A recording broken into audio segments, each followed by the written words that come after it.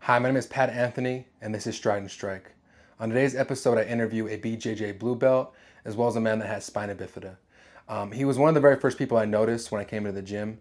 Um, Now I always set my stuff in the back. My very first day is where I started that. I just put it in the back by the back door.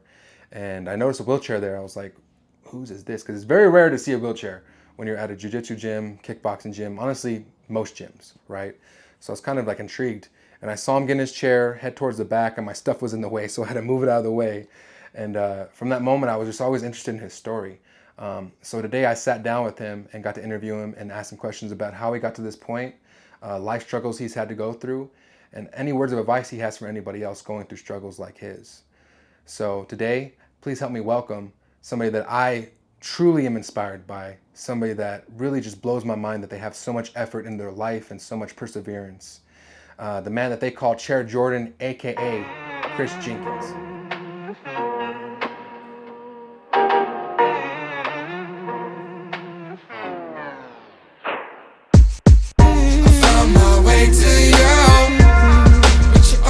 All right, Chris, welcome to Stride and Strike. So I just wanted to bring you on just because personally, when I first walked into this gym, I just saw you immediately, and you going throughout the back door in your wheelchair. I was like, what's the story with this dude? Like, he's just here.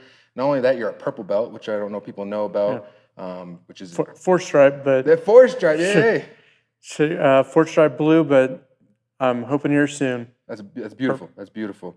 So I just kind of wanted to expand on stuff. So like the first question I have is just understanding your personal journey. Like, can you share a bit about your journey? Because you do have spina bifida, correct? It's spina bifida. Spina correct. bifida, and how it shaped your outlook on life before you found jiu-jitsu. Yeah. So I was born in 1977 in Denver, Colorado.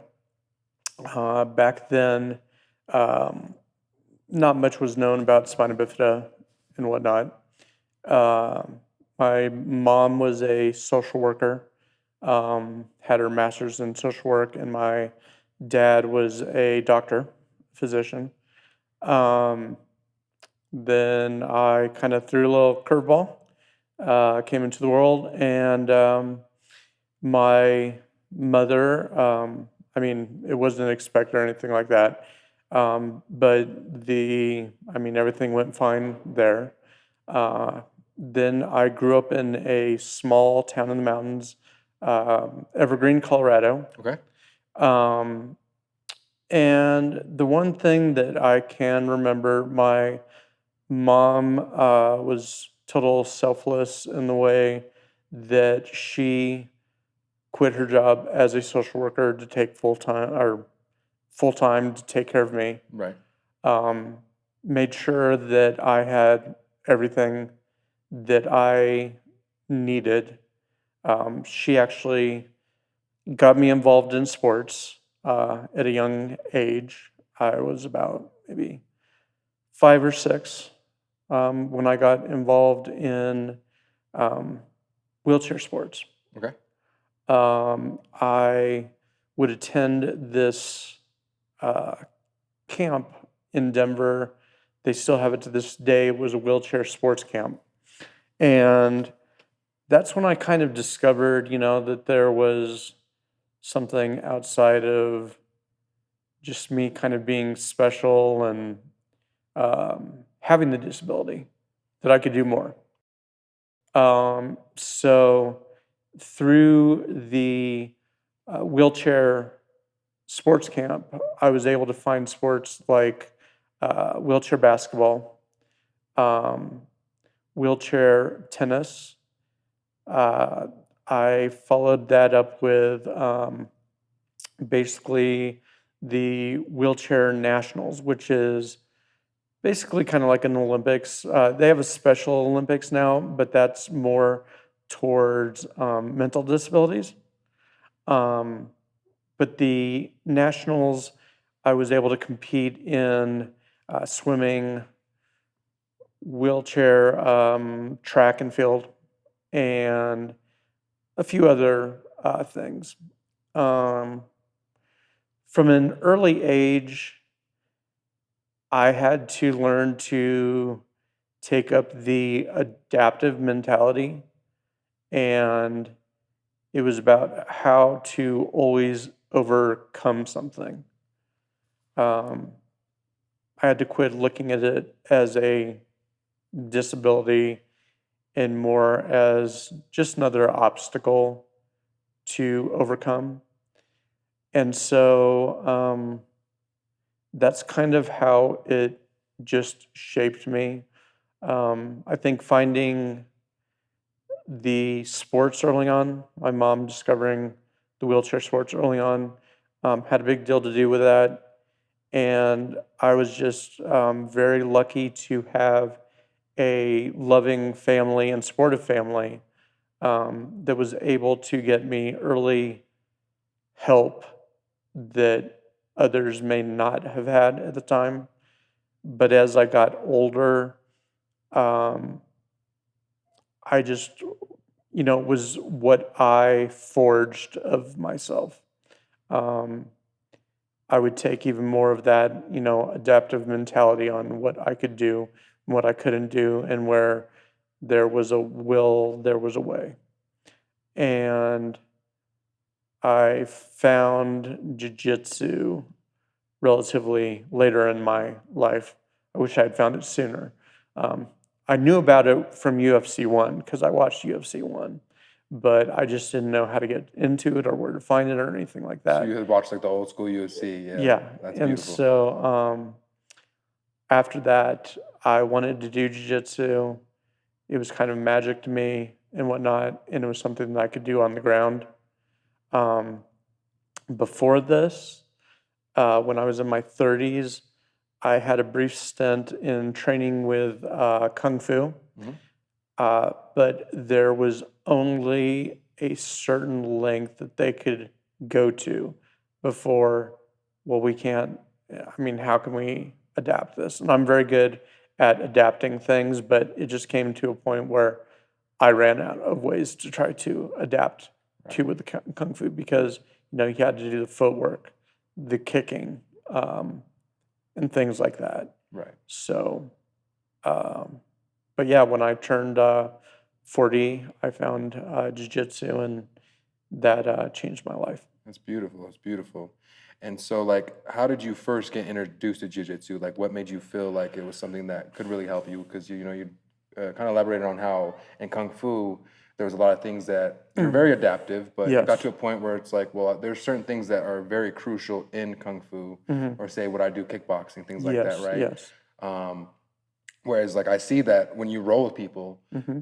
you're a force out there. Mm. You're actually taking backs and you're getting top position. Like, it was really cool when I came to film some of the B-roll Yeah. for this podcast. I was just noticing, I was like, dang, this dude's like actually like, I suck at jiu-jitsu, so I already know, like, you choke me out immediately. I'd be so terrible at it. Yeah. So yeah, what kind of made you feel like it was something that you really could use and that would help you?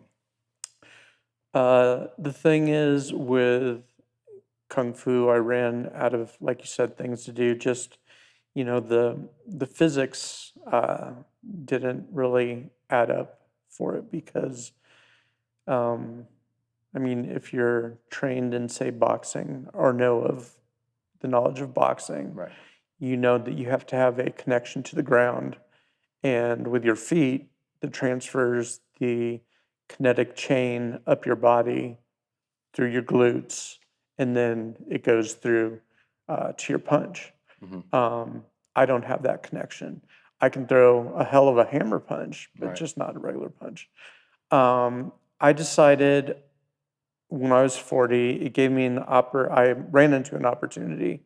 My niece, her mom was my best friend, but she thought of me as her uncle. Hmm. She was being bullied at school.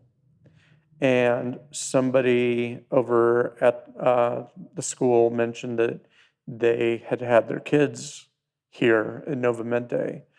And I thought that it would be the perfect thing for her and an opportunity for me because most fights, or I'll say, yeah, most fights end up on the ground Sure. anyways. Yep.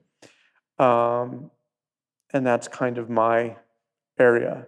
I've always, I remember when I was a kid, I'd go around on the playground and end up tackling kids by their legs and stuff like that, and just wrestling with them to their dismay I love normally. it. Right. But I look back and I wish that I had gotten into wrestling previous to this. Right. That would have been really something good for you. And Yeah. so I was not, just the way that life went, I did not get to do that. But I knew that once I brought somebody to the ground or anything like that, then it was my territory.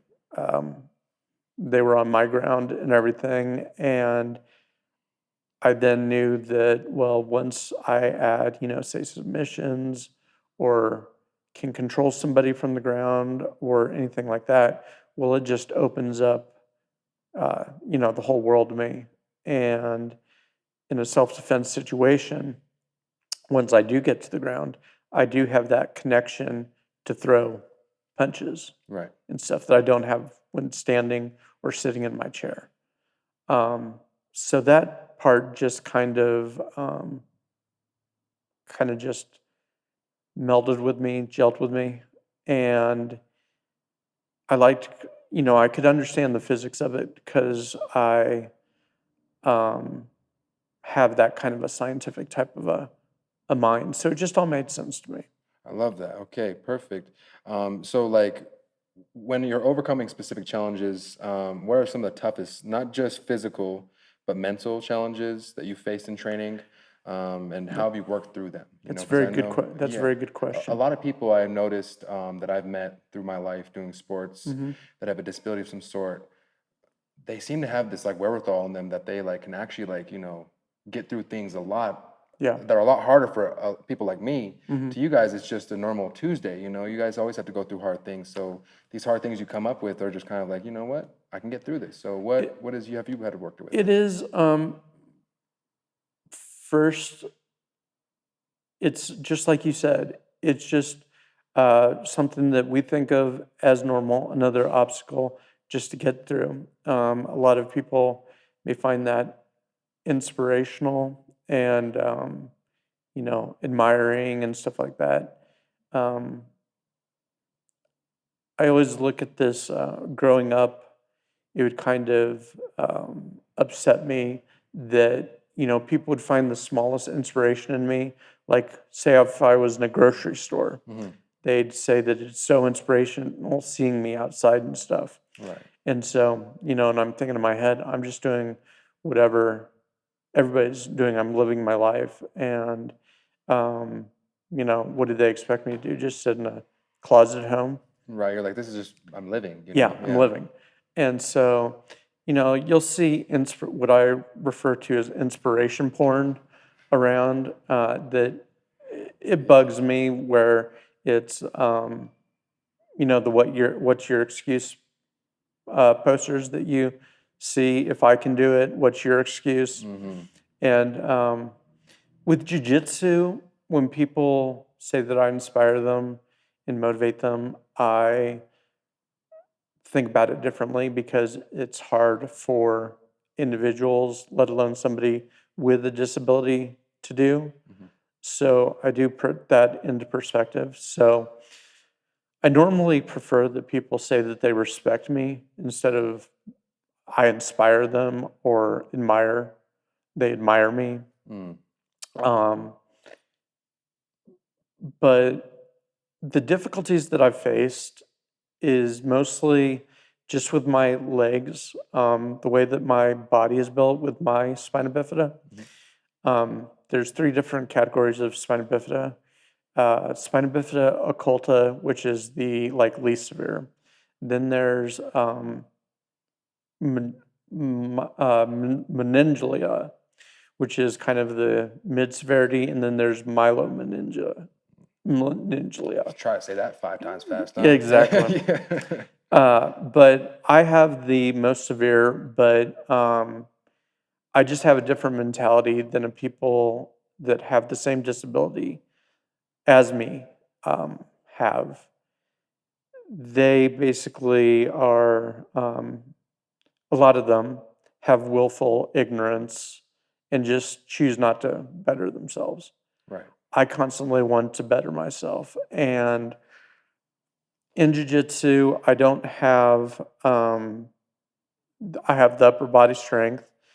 I don't have use of my feet, so hooks, when you're sinking in your hooks, it's a little bit differently for me when I'm taking somebody's back. My hips are practically, the muscles in them are practically non-existent. So say if I want to use them like as a fulcrum or something like that, that is pretty difficult for me. My legs, I have strength when bringing them in, but not fully when I'm trying to bring them out. Okay. And so that can pose a difficulty. And as far as the mental part, a lot of people with spina bifida do end up having ADHD. I didn't know that. Wow. And it comes in the form mostly in the fact that there is this thing called executive functioning. Mhm. Basically, it dictates how well you can plan things, following directions in a certain order or organization. Okay. Um, People with spina bifida have to deal a lot with executive dysfunctioning. So, say if Troy is demonstrating a technique, um, I have to pay extra attention to that because there will be a lot of times where I'll get one step out of sort, or I won't remember how to start it or anything like that. Mhm. So then I have to just try to group it together, cluster them together of, okay, it's starting like this. You grab the hand, you grab the elbow, and that's one thing. And then you do this, you do that. That's another group. And then, um, but anyways, yeah, the executive dysfunctioning is actually the thing that probably gets in most of my way. The physical part of it, I'm very good at adapting. I can recognize when I can't adapt a technique, and I will find something that accomplishes the same thing with a different technique.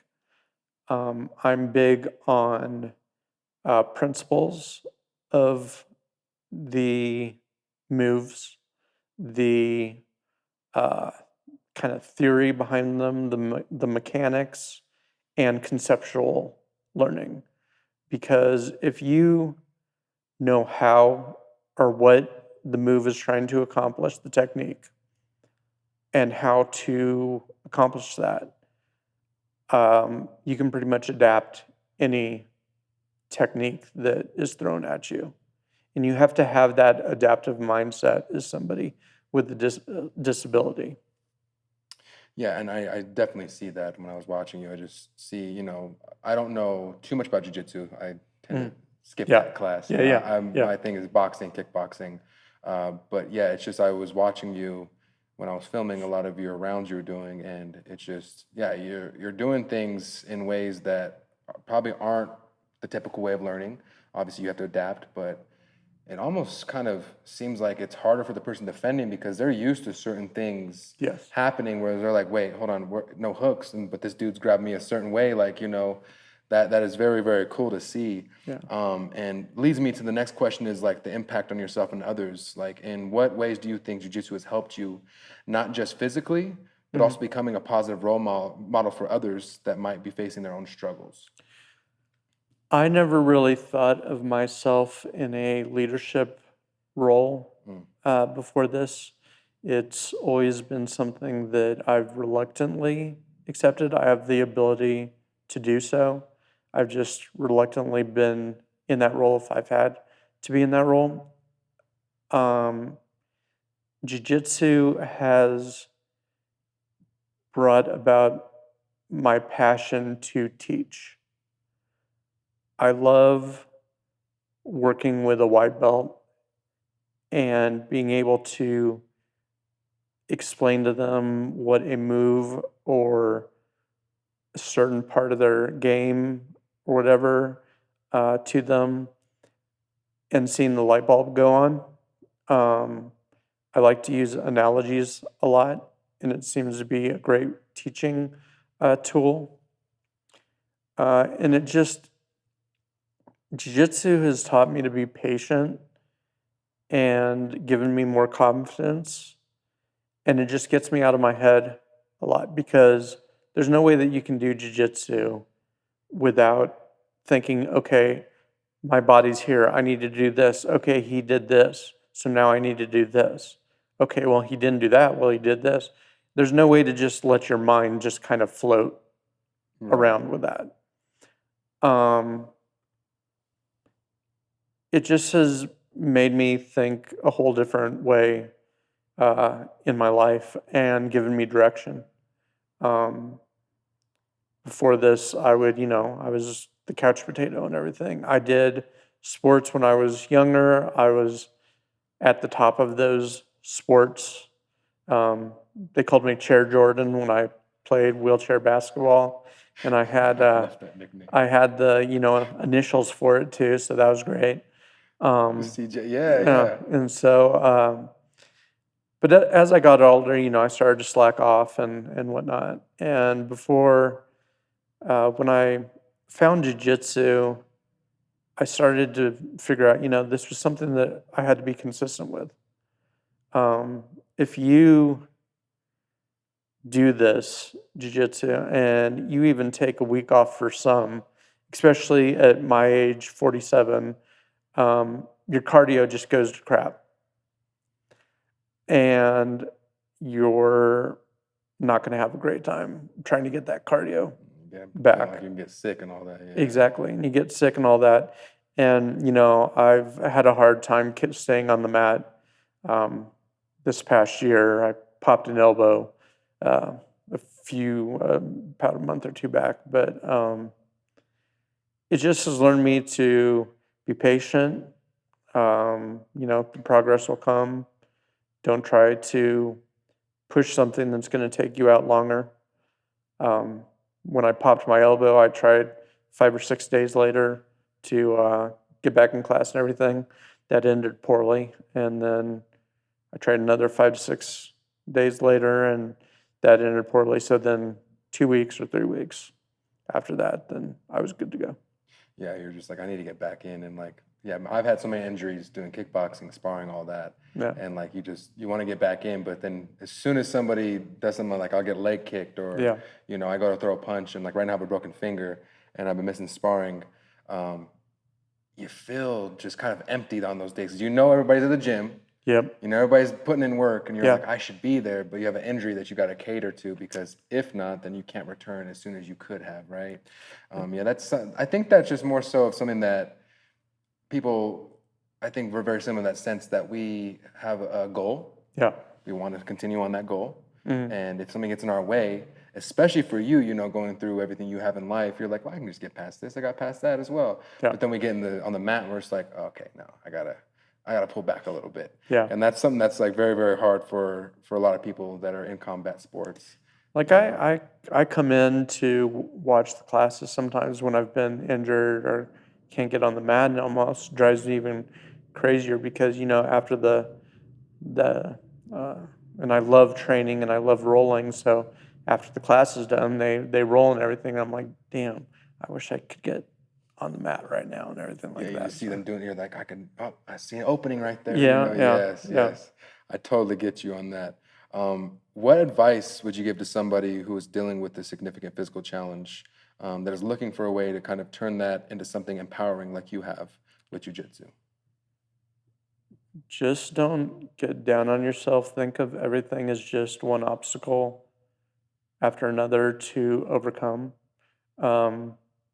If you're thinking about doing something such as Jiu-Jitsu, don't just count it out just because you think that you can't do something, because there's always a way to adapt around that difficulty. There's so many ways that, if you have a bad shoulder or anything like that, there's ways to get around that and ways to I mean, even, um, you know, treat it um, through Jiu Jitsu. I think that if you find something interesting, but you don't think that you're able to do it, just go and do it. Yeah, just show up. Show up, get that adaptive mindset early, get that kind of you against the world mentality early on, and find something that drives you, um, something that keeps you going in that sport, because you're going to get frustrated because you can't do something, or your body doesn't do what you imagine in your head, that you visualized in your head that it's going to do, and then you're not able to do it. Um, the I think that's the key, and then you find a purpose, such as mine is that I want to actually teach, Mm. get to a point where I can teach. I want to pass on to the next generation, teach them the adaptive mindset. I want to teach any other person with a disability that is interested or anything like that. Right, right. And through all that, like, who do you have in your life? Because I know for me, I had sexual abuse I went through as a kid, and none of these things obviously are disabilities, Yeah. but I had drug addiction problems that Hmm. I'm now 4 months clean, and I had a real That's great. thank you. I really appreciate Yeah. that. It's a hard struggle to overcome, but I realized that I had to lean on people around me, Hmm. and like who are people in your life from your past, currently, that you have to rely on in certain, I guess, lack of a better term, rely on in order to get through the day or through hard times in your life? Probably my mom. Your mom? She's always been a pillar of strength, and always willing to listen to my frustrations and stuff like Mhm. that, or if I have a bad night, just like everybody else does here and stuff like that, because I'm kind of a perfectionist. I'm trying to kind of get out of the bad toxic traits of that, because that is a double-edged sword. Um, but when people watch me, they're always so amazed at what I can do, but I always expect more out of myself. Mm. And so I get disappointed with something that they're going, but you did this and this and this. Yeah, but I didn't do that. I didn't get a submission that I should have, or I didn't have the control during the round that I really could have, or something like that. Um, so she's always there reminding me, you can't be perfect. You're dealing with an uphill battle to begin with, kind of behind or extra steps. So you can't be such a perfectionist about it. And it was just a bad night. And then, it's normally that I just have to step out of the gym or something like that. I'll find myself in a mood over on the side of the mat and be quiet, because I'm just kind of, you know, going over what I could have done different, and what I didn't do right, what I did right, and everything. And then once I get out of here, even if it's for about 5 minutes, that gives me the chance to just kind of reset. And then I was like, I did well there. I looked over things that I actually did that I didn't first off remember. I did well in this different part, even if I wanted to do better in a different area, Hmm. but I did better in this area. So getting over kind of the mentality of everybody else being amazed at what I can do, and me always having that higher expectation of myself. Yeah, you set the bar high for yourself. Yeah. Yeah, Sometimes a little bit too high. yeah, I agree. I am the same exact way. We have a lot of similarities in that sense Yeah. where I I find myself, I have a saying that I tell myself, if I, shoot for the moon, at least I'll land amongst the stars. It's Exactly. a saying that I heard when I was younger, and I was like, that makes sense. Yeah. And so even if I do miss that mark, I at least land further than I ever thought I would have Exactly. previous to that. And, you have your mom in your life. My mom was the person that really helped me throughout everything. Every Yeah. time I've ever had an issue, I just come to her. And the thing about moms is they love us, but they're honest, you know.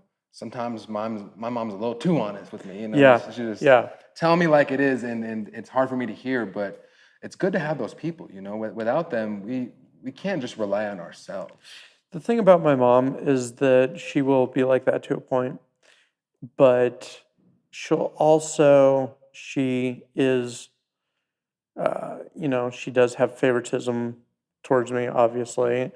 And so I do have another kind of very small group of friends that I'll call the cream of the crop that have spina bifida. And they can be bluntly honest to me. So whereas my mother may go, don't be so hard on yourself like that, they'll understand where my mentality is coming from. And then they'll proceed to try to help me through that. Wow, I love that. Yeah, that's very, very important. If there's anything that you kind of want to expel on to people that are in your position, Hmm. that they want to come try out something like jujitsu, Yeah. like what's something you can tell them just to kind of give them a nudge? Because it's very scary. Even me Yeah. walking through here, I remember the first day I signed up and Troy was like, all right, ready to hop in. And I'm just like, I've been to boxing gyms, I've done a whole bunch of other stuff. And I was just like, all right, you know, and then I ended up getting hurt the very first day, Yep. but Yep. I came back, you know. And Well, so, what's something you can tell somebody that's on that edge where there's like, I kind of want to go, but I'm a little bit afraid?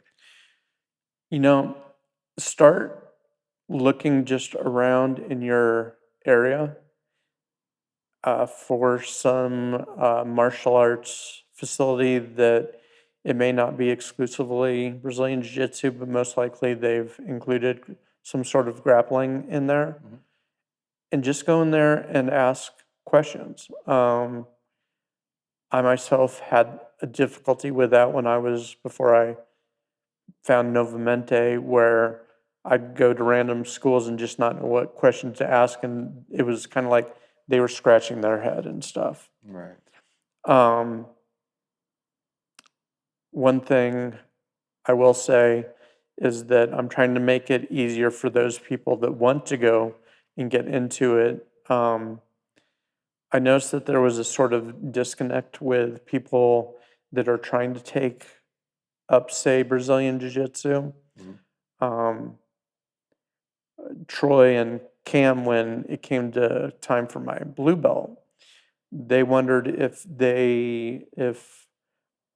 I wanted them to just hand me the, blue belt or to have an actual Shark Tank. Well, of course, I want the actual Shark Tank. But that just kind of made me think that, there's this kind of disconnect between the coaches and somebody that does want to do jiu-jitsu with a disability or someone that they do have with a disability, and that they're in new waters themselves on trying to teach somebody with a disability. And the person with the disability is treading in new waters trying to figure out how to do all of this. So I've been working on an adaptable um, curriculum and kind of a guideline, just what to expect when somebody with a disability comes into your gym and wants to train uh, w- with with your students and whatnot. And the questions to ask them, what to figure out, and what you could kind of need to instill in them at early on in their journey. Mm. Um, I'm hoping that I can release that publicly at some point, and it might help out coaches and instructors and make it a bit easier for a person with a disability to come in, and then they're not blindsided. Right. Um, I would just go, like I said, I would just go ask in your area, go visit Brazilian Jiu Jitsu facilities. I mean, come to Novamente if you're It's in the the place. area, This is the place. or even in Colorado. And I mean, Troy's great. He lets me, do whatever I think I need to do and whatnot. And it has borders, which I should have borders to work within. But he knows that I know my body best, and what I think I need to do to warm up and whatnot. And I mean, there was this funny moment is that we were working on closed guard, and I don't have a very good closed guard. I can't really do the crossing of the ankles or anything like that. And he said, we're going to work on a closed guard for warm-ups and everything like that. So everybody do that. And then, Chris, you do whatever you do to warm up or whatever. You continue doing on what you're doing, because I was just rolling with somebody and that's normally what I do for warming up. Right. And, but yeah, just find a gym that you feel comfortable and ask plenty of questions, explain your situation. Communication is the key, open communication to finding a good gym, especially when you have a disability. You need that two-way dialogue to continue in order for it to work. Because if something's not working for you, you need to be able to voice it to your instructor or coach.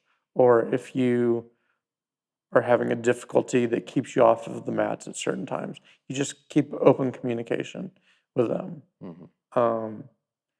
You explain, what you're going through, what you're having the difficulties with, what your range of motion is, what you're comfortable with doing, because there may be things that you're not comfortable with really even trying. And letting your coach or instructor know beforehand will let them know, okay, well, we're not going to even try to do this. We can find something else where we're not even going to attempt this. And what's your favorite move in jiu-jitsu? Your go-to? My favorite and my go-to are actually two different things. My favorite is a rear naked choke. My go-to move that I hit most successfully would probably be the north-south choke. I love my chokes. Choke you out. I love the chokes. That's with arm locks and leg locks, somebody can go past that point. They don't care if they break an arm or something like that. But with the choke, there's no, I'm going to resist this all with everything. You're going to sleep. You're going to sleep. And so, I mean, I like an Americana or anything that I can get, but I like my chokes. Okay, perfect. So for the end of this, if you want to look at that camera, I know you said you're building a website and stuff like that. I am. I am building a website. It should be up in the next month or so. It's called Chasing Perfection, Catching Excellence Along the Way. Basically, it's about my journey in trying to master the hobbies that I'm interested in, and for the readers to hold me accountable. And I'm hoping that my readers will learn something from my pitfalls and my successes, my failures and everything, and that I can pass on little bits of knowledge in teaching you about ethical hacking, Brazilian Jiu Jitsu, and chess. The website address is chase4perfection.com. My social medias, I haven't fully got them set up, but if my current Instagram is the Jiu Jitsu Golden Eagle. On my other ones, I just need to get them together, and I'll be giving an update on that. Cool. I'm going to have a newsletter on my website. I'll have updates, so you'll be able to find me through Instagram and other things. And if you have a disability or anything like that, and you're in the area, come down here. This is it's very women friendly training.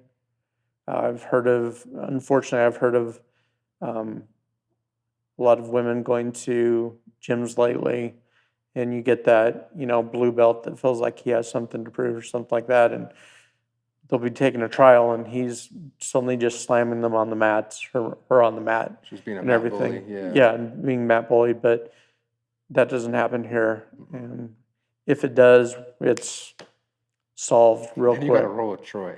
Yeah. Good luck with that. Yeah, yeah, Yeah. Yeah. Awesome. Awesome. I really appreciate this interview, my man. yeah. And yeah, it's been a beautiful Thank you for this conversation. opportunity. Of course. Thank you so much Yeah. for coming here. Like I said to you, I know you don't like the word inspiration, but for Mhm. me, it really was just to see you in here and giving your all and not only trying but thriving. Yeah. You know, you've gotten a blue belt. You know, it's Like I just said with jiu-jitsu, I really don't, I've tampered that down, and I have no problems with being inspired by me in jiu-jitsu. I think it's a beautiful thing that people can be inspired by it, you know, Yeah. because there's people that are in worse situations, better situations, but we all have struggles, right? Mhm. And that's the point of Stride and Strike is to really highlight people like yourself, Yeah. like Troy, that have gone through things in their life, but we don't let it knock us down, No. right? We don't let it define who we are. We get up, we move the way we can, and we show up for ourselves every single day. And I think that's an Exactly. important thing to highlight. So I just want to say thank you so much for this. Thank And you. it's been a blessing talking to you. Thank you. Awesome. Thank you.